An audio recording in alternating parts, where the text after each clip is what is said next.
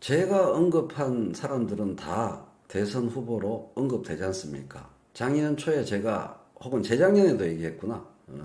그거 얘기할 때 여러분들이 비웃는 사람들, 택도 아닌 얘기라고 비웃는 사람들이 왕왕 있었는데 제가 언급했던 사람들은 순서대로 다 정치권에서 언급되었습니다. 대권 후보로. 언급되자마자 가버렸죠. 다. 홍정욱이 얘기했을 때 그 사람이 누구냐 그러는 사람들 참 많았습니다. 2년 전에. 제가 얘기한 사람은 순서대로 다, 제가 백종원 얘기했을 때 여러분 다 웃었어요. 작년에. 백종원, 최인호가 백종원이 이게 가능성이 있다라고 말하니까 여러분들 다 비웃었어요. 방송 듣는 분들이. 택도 아닌 얘기, 코미디 같은 소리라고. 근데 김종인이 딱 얘기하잖아요. 대통령 안 돼요. 딱 대통령 후보로 사람들한테 설레되는 수준까지 올라갈 수 있죠. 대통령은 당연히 안 되죠.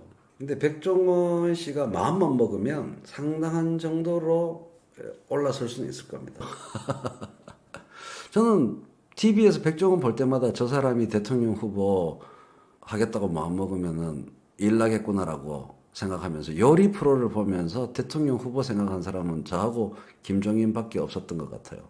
TV에 백종원이 나오는 걸 보고 정치를 생각한 사람은 김종인하고 최인호밖에 없었나 봐요. 정치 안 해요, 백종원이. 백종원이 안 하는데 왜 그걸 무섭다고 느꼈냐 하면 황교익 씨가 백종원 씨를 디스할 때 백종원 씨의 대응을 보고 이 사람 무서운 사람이다 이렇게 생각했어요. 이 사람 정치하면 잘하겠다, 무서운 사람 되겠다고 제가 생각한 겁니다.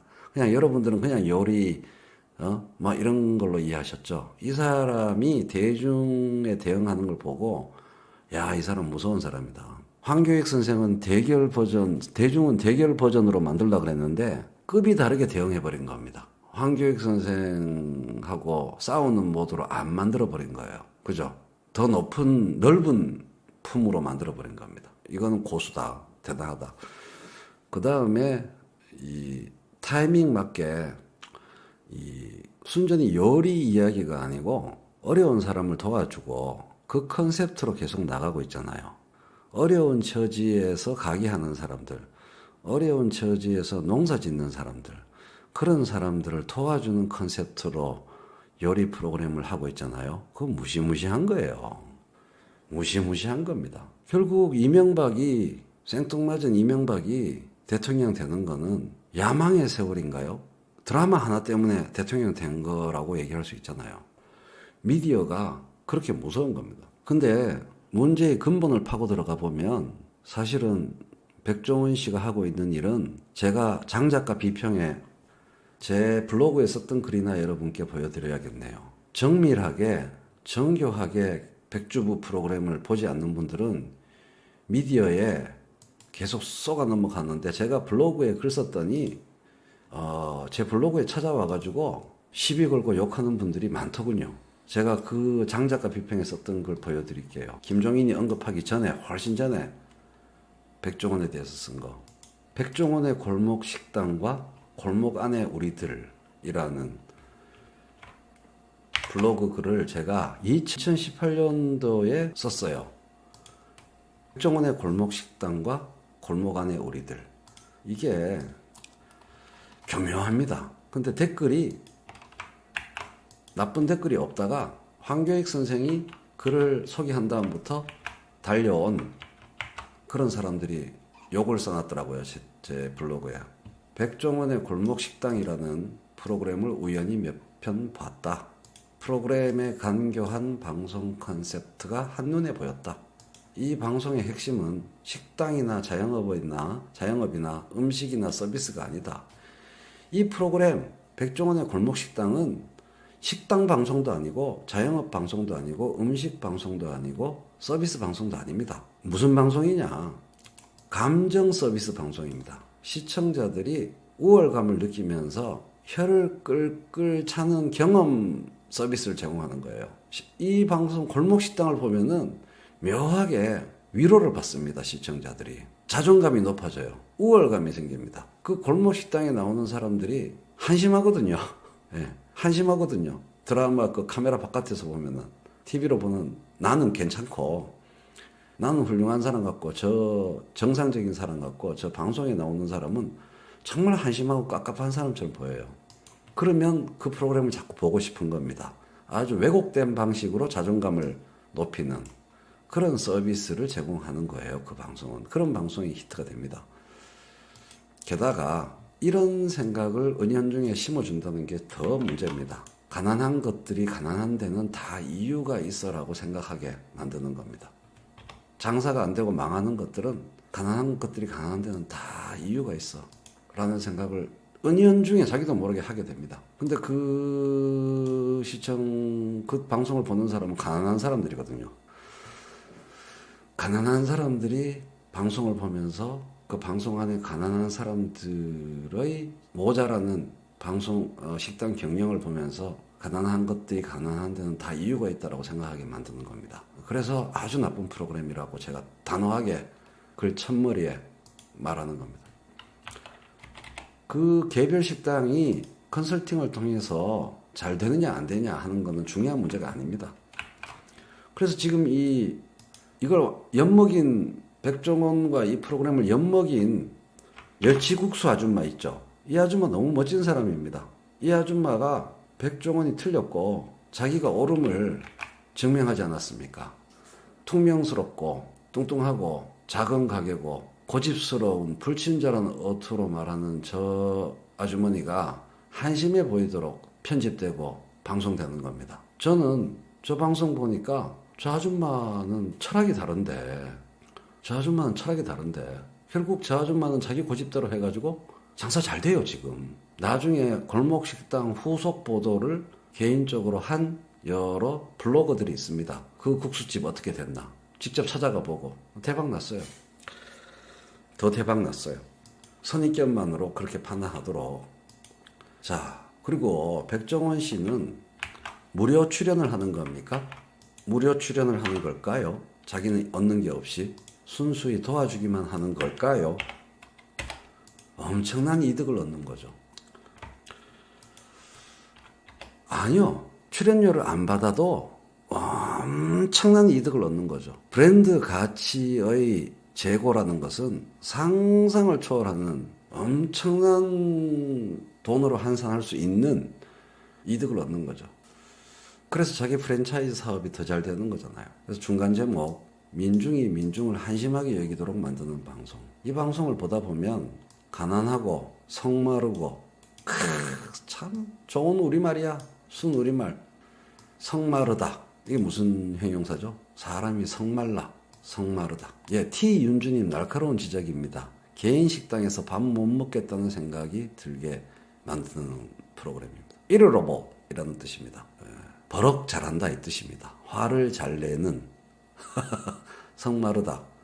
약간의 자극에도 버럭 화를 낸다. 신경질적이다.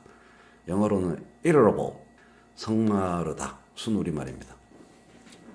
성마른 사람, 여유가 없고 까칠하고 화 잘 내고 콕 누르면 버럭 이런 거. 그래서 방송에 나오는 사람은 가난하고 성마르고 게으르고 비주얼 깔끔하지 않고 그런 식당 주인들이 나와요. 그 주인들을 카메라에 그런 모습만 찍어가지고 수평폭력을 유발하는 방송이다. 제가 이렇게 말했는데 이제 수평폭력이라는 단어에 대해서 황교익 선생님이 모르고 계셨더라고요. 그래서 이제 그걸 알게 되어서 페이스북에 공유를 하고 소개를 했었습니다. 수평폭력은 무슨 뜻이냐?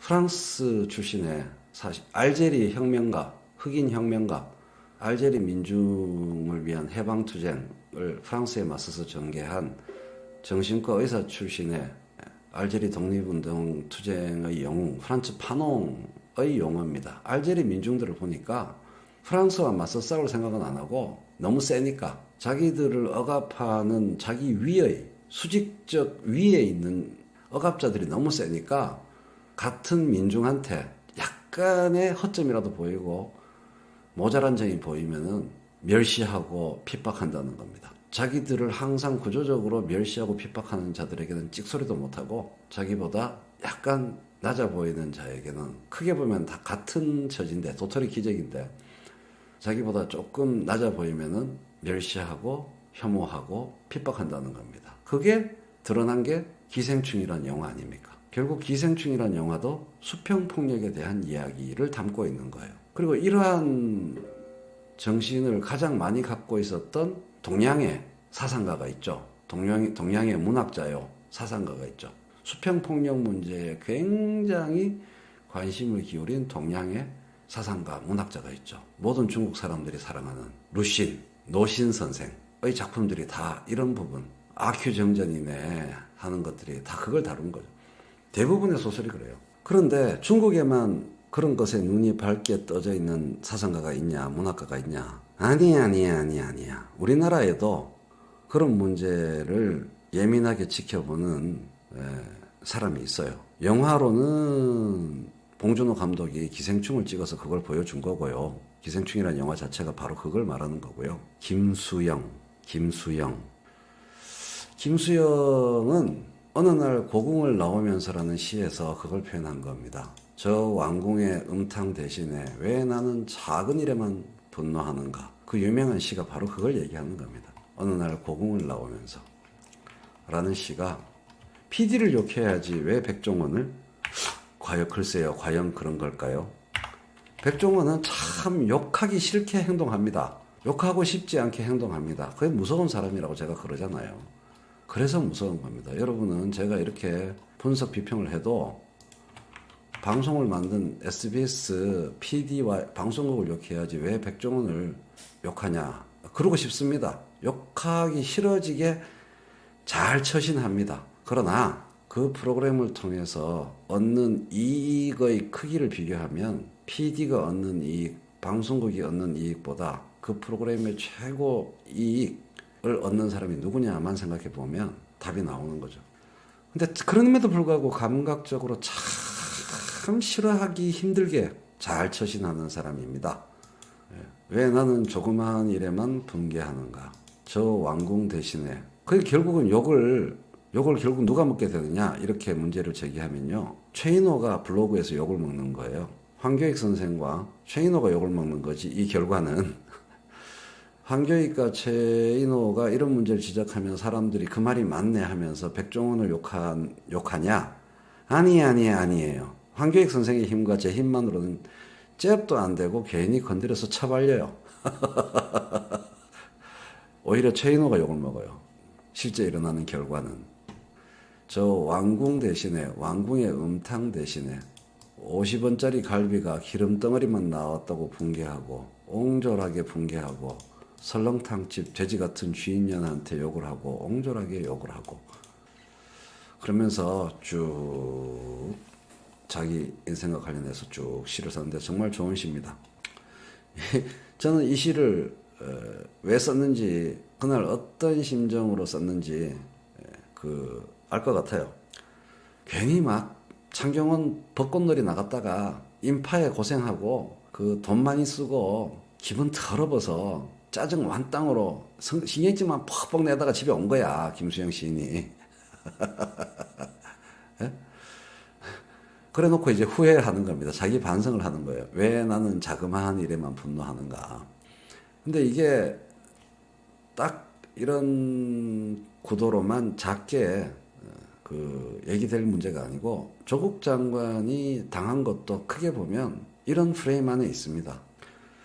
크게 보면 미디어와 수평폭력이라는 큰 틀 안에서 조국 장관을 공격하는 수많은 가난한 사람들, 크게 보면 이 프레임으로부터 유래한 거라고 볼 수 있어요. 수평폭력, 즉 지목해야 될 자를 찾아야 자기 삶이 유지가 되는데 엉뚱한 사람을 지목해서 바로 옆에 못난 사람이거나 간단히 말하면 안전하게 욕을 하면서 먹고 산다는 겁니다. 안전한 용기.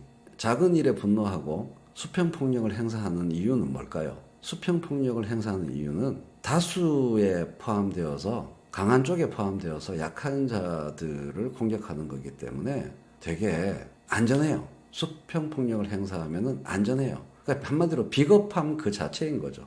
집단에 소속되어서 안전하게 손가락질을 하는 건데요. 조국 장관에 대한 공격도 마찬가지. 수직폭력에 저항하려고 하니까 뒤지겠거든. 그래서 이 나라 역사에서 일어나는 일은 권력 카르텔은 무엇을 이용하느냐? 수직폭력에 저항해서 항거하는 사람에게 수평폭력을 휘두르는 사람을 끊임없이 만들어내는 겁니다. 직접적으로 수직폭력에 저항해서 항거하는 자들을 직접적으로 공격하지 않고 대중이 자신들을 대신해서 수평폭력에 항거하는 사람들을 공격하도록 수평폭력으로 그걸 끊임없이 만들어내는 거예요. 예. 거기에 결정적인 기여를 하는 것이 미디어죠. 그것이 가장 중요한 포인트라는 겁니다. 그래서 가난한 서민들이 조국 장관을 미친 듯이 저주하는, 정말 심한 언어로 저주하는 그런 일들이 발생하는 겁니다. 제가 백종원 씨 뭐라 그러려고 그런 게 아니고 우리 모두가 사실은 또 약간은 백종원이기 때문에요. 백종원 씨가 왜 인기가 있냐? 우리 모두가 다 백종원입니다. 식당업과 음식과 신자유주의와 프랜차이즈에 대한 얘기는 제가 나중에 따로 또 드릴 텐데요. 특집으로. 오늘 얘기하고자 하는 거의 포인트는 그런 문제가 아니고요. 수평폭력과 수직폭력과 미디어의 관계, 그거에 대해서 말하고 싶은 거죠. 그래서 진짜 이 나라를 지배하는 자들은 이걸 잘 알고 있어요. 그래서 언제나 노회찬 의원도 그렇고 노무현 대통령도 그렇고 조국 장관도 그렇고 수직폭력에 온몸으로 저항하는 사람한테 수평폭력의 독화살을 날리도록 대중을 사주하는 것이 제일 가성비가 좋다라는 것을 이 나라를 지배하는 자들은 너무나 잘 알고 있습니다. 그런 일이 계속 매일매일 일어나고 있는 겁니다. 그래서 우리는 우리의 영웅들을 지키지 못하고 그렇게 독화살에 쓰러져가는 모습을 자꾸 봐야 되는 거예요. 그거는 이 나라의 지배자들만 알고 있는 게 아니라요. 전 세계의 지배자들이 다 알고 있는 노하우입니다. 그래서 혁명가를 죽이려고 할 때 제일 먼저 착수하는 일이 보안 정보당국이 그 혁명가가 술 먹고 해부작되고 여성 동지들과 어깨에 걸고 있는 이런 사진만 나오잖아요. 그런 사진을 끊임없이 잡아내려고 하는 겁니다. 그런 사진 하나만 잠입한 스파이어에서 만들어내면 혁명을 주저앉힐 수 있거든요. 대중의 수평폭력 독화살이 수백만 발이 생겨나거든요. 음식에 대한 얘기가 아니에요. 지금 제가 드리는 말씀은. 음식 얘기는 제가 따로 특집으로 2시간 이상 할 수 있습니다. 그 프랜차이즈와 음식과 백종원과 황교익과 신자유주의에 대해서는 제가 드릴 말씀이 또 이만큼 쌓여 있는데 그거는 이제 상당히 경제학적인 것과 어울린 얘기고요. 오늘 이 시간에 드리고 싶은 말씀은 그쪽 각도가 아니고요. 수직폭력과 수평폭력과 미디어. 그래서 왜 공적 가치에 투신하는 사람들을 어떤 방식으로 공적 가치를 위해서 투신하는 사람들을 보내버리나 죽여버리나 그 메커니즘에 대한 얘기를 하고 싶은 거예요. 아무도 나서지 않습니다. 그렇게 되면 위축돼가지고요. 애초에 수평폭력은 수직폭력에 맞서는 게 무서워서 생긴 일입니다. 그래서 청년 세대들 중에 남성과 여성의 문제로 오늘날의 사회 문제를 바꿔가지고 페미니언 이러면서 페미니즘 까고 이런 거를 굉장히 열정적인 목소리로 말하는 사람들도 역시 수평폭력의 프레임 안에 걸려들어 있는 거예요. 만만한 사람 조지는 겁니다. 아주 쉽게 얘기하면. 사회 구조로부터 자기를 실제로 억압하는 자들이 어떻게 억압하는지가 안 보이기 때문에 눈에 쉽게 보이는 만만한 사람들한테 그 모든 스트레스를 투사하는 거예요. 정의연 사건도 그렇고 해화동 온갖 그 남성 여성의 문제로 바꿔버리고 그러는 거 다 마찬가지입니다. 결국은 20대 청년들에게 사회경제적 자원이 풍족하게 분배되지 않은 것에 대해서 문제 제기를 해야 되는데 그 안에서 남자 여자의 문제로 그러니까 이거는 그런 거예요. 만원 버스 안에 발 디딜 틈도 없이 더운 여름날 에어컨도 없고 옛날에 더운 여름날 에어컨도 없고 습기 가득 찬 비 오는 날 완전히 만원 버스라서 몸이 찰싹찰싹 붙어 있어야 되는 버스를 타면 사람들이 분노해야 할 대상은 버스 배차할 버스가 그렇게 적고 맞죠? 버스 회사나 공공대중교통 정책 위반자들에게 분노해야 됩니다. 그 출근 시간에 시민들이, 승객들이 정말 그런 비인간적인 환경 속에서 출근을 해야 되는 상황을 만들어낸 정책 담당자한테 분노해야 되는데, 실제로 99.999%는 누구에게 분노하고 누구에게 욕을 하고 누구에게 실제 물리적 폭력을 행사합니까?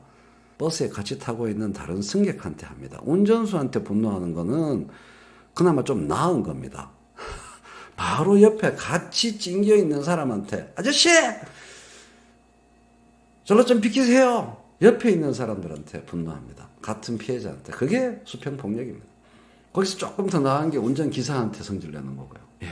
천사 조나단님, 빙고예요. 수평폭력은 굉장히 어려운 서양식 용어고, 종로에서 뺨 맞고 한강에서 화풀이 그겁니다. 종로에서 뺨 맞고, 이게 굉장히 뭐 어려운 사회과학 얘기를 하는 게 아니에요. 종로에서 뺨 맞고, 강한 권력에 뺨 맞고, 자기보다 약한 존재한테 화풀이 하는 겁니다. 그래서 가정폭력은 대부분 어떤 집에서 많이 생기느냐를 생각해 보면 됩니다. 가난한 집에서 가장에 의한 가정폭력이 압도적으로 많이 발생합니다. 맞죠? 통계적으로 볼 때 가난한 집에서 압도적으로 가정폭력이 많이 발생하는 이유가 바로 그겁니다. 수직폭력을 당하고 있으니까 수평폭력이 발생하는 거예요. 수직폭력을 당하지 않는 가정에서는 수평폭력이 발생하지 않고 화목합니다.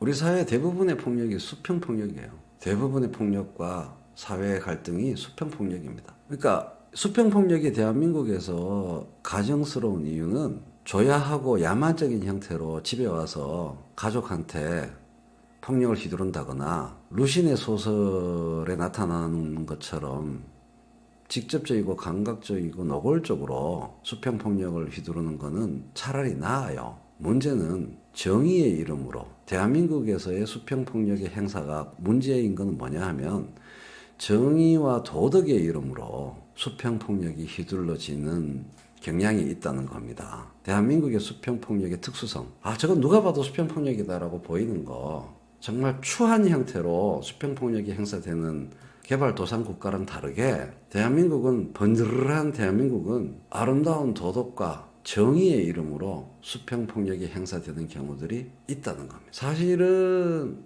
잘못된 건데 아주 잘된 행동처럼 명분을 갖고 조국 장관 얘기를 하는 거예요. 조국 장관에 대한 저주 표현, 혐오 표현을 서슴지 않는 자들이 바로 그러한 대의 명분을 갖고 대의 명분까지 있으니까 얼마나 좋습니까? 수평폭력 휘두르는 게 아주 재밌어 죽겠는 거죠. 사는 맛이 나는 겁니다. 도덕적으로 누군가를 지탄할 수 있는 겁니다. 그 음의 호혜성을 이용하는 거죠. 미디어와 권력자들이. 한국 사회의 가장 중요한 문제 중에 하나라고 생각합니다. 백종원의 골목식당으로부터 여기까지 끌어나올 수 있습니다.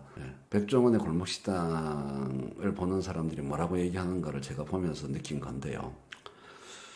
이제 경제학적 얘기 좀 할게요.